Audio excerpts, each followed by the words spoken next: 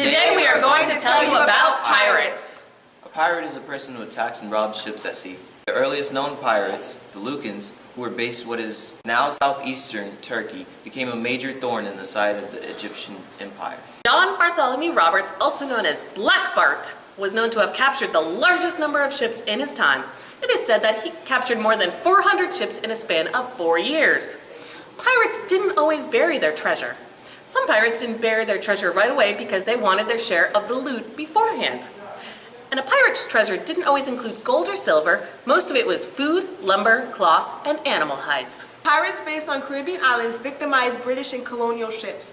Pirates sometimes frighten their victims into surrendering without a fight by flying a blood-red flag, a message that no quarter would be given to anyone who resisted. We don't know for sure what Blackbeard's real name was, but the newspapers and other historical records called him Edward Teach, or Edward Thatch, who was an English pirate who operated around the West Indies and the eastern coast of Britain's North American colonies. At the end of Queen Anne's War, Blackbeard served as a crewman aboard the ship of the legendary English privateer Benjamin Hornigold. Privateers are people who were hired by one side of a naval war to do damage to the opposing fleet and take whatever booty was available as the reward. Hornigold saw potential in young Edward Teach and promoted him, eventually giving Teach his own command as a captain of a captured ship. The two were very successful while they worked together. Hornigold lost his ship to a mutinous crew and Blackbeard set out on his own. Hornigold eventually accepted a pardon and became a pirate hunter. While at Charlestown, Teach learned that Woodes Roger had left England with several men of war with orders to purge the West Indies of pirates. Teach's flotilla sailed northward along the Atlantic coast into Topsail Inlet, commonly known as Beaufort Inlet, off the coast of North Carolina. There they intended to careen their ships to scrape their hulls, but Queen Anne's Revenge ran aground on a sandbar, cracking her main mast and severely damaging many of her timbers. Teach ordered several sloops to throw ropes across the flagship in an attempt to free her. A sloop commanded by Israel Hands of Adventure also ran aground, and both vessels appeared to be damaged beyond repair, leaving only Revenge and the captured Spanish sloop. Although his reign of terror only lasted 2 years, Blackbeard became one of the best-known sea robbers in all of history. Blackbeard died on November 22nd, 1718 when he was shot 5 times and stabbed 20 times in an ambush by a Royal Navy. Swivel guns or portable pirate weapons were like large rifles or small cannons that could be set in place in their sockets on the rail at whatever point the attackers were attempting to board. A blast of small cannonball can certainly eliminate most or all of the first wave of intruders. Pirates based on the Barbary coast of North Africa harass ships and demand tribute. U.S. President Thomas Jefferson instead sends the U.S. Navy and Marines to attack pirate bases. It is not until the 1830s, however, that the pirates are completely defeated. Pirates based in the failed state of Somalia terrorize cargo ships and yachtsmen in the Indian Ocean. Although walking the plank is common in contemporary pirate lore, most pirates just killed people straight away.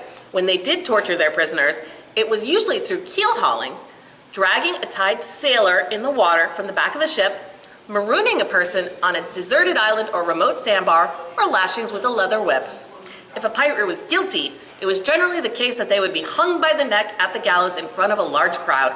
In some countries, they might even be decapitated. And if the government really wanted to send a message, they might put the severed head on a stick to show everybody that piracy came with the highest risk and price. Piracy is an act of robbery or criminal violence by ship or boat-borne attackers upon another ship or a coastal area, typically with the goal of stealing cargo and other valuable items or property. In the United States, criminal prosecution of piracy is authorized in the U.S. Constitution, Article 1, Section 8, Clause 10, to define and punish piracy and felonies committed on the high seas and offenses against the law of nations.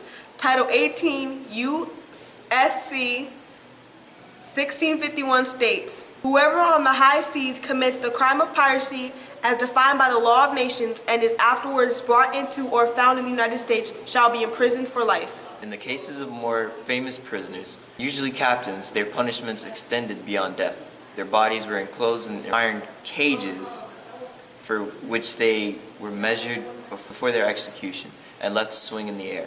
The bodies of captains such as William Captain Kidd Charles Vane, William Fly, and Jack Rackham, also known as Calico Jack, were all treated this way. Modern pirates are still involved in looting and hijacking ships for ransom, but their ways of operation has dramatically changed over time. Modern pirates now don night vision goggles, carry AK-47s, heavy machine guns and rocket launchers, navigate with GPS devices, and use sophisticated speedboats mounted with heavy mortars to target ships.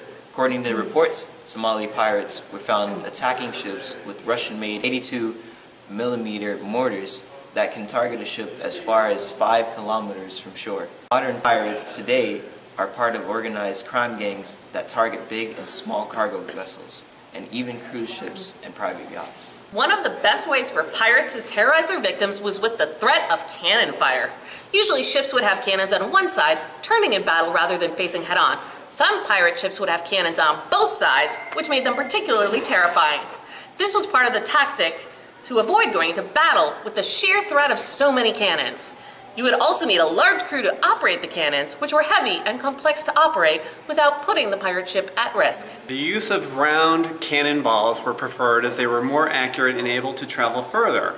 However, round cannons were more likely to cause significant damage to the enemy's ship and might cause it to sink before being able to raid all the gold and loot. Alternative ammunition like chain shot was also used to cause superficial damage and make the ship hobble until the pirates were able to board and start their battle of terror. Now see the pirates fighting cannons at the New River that took place at the annual Fort Lauderdale Pirate Festival on May 12th, 2018 at Esplanade Park, located at 400 Southwest 2nd Street, Fort Lauderdale, Florida, 33312. Turn your plugs!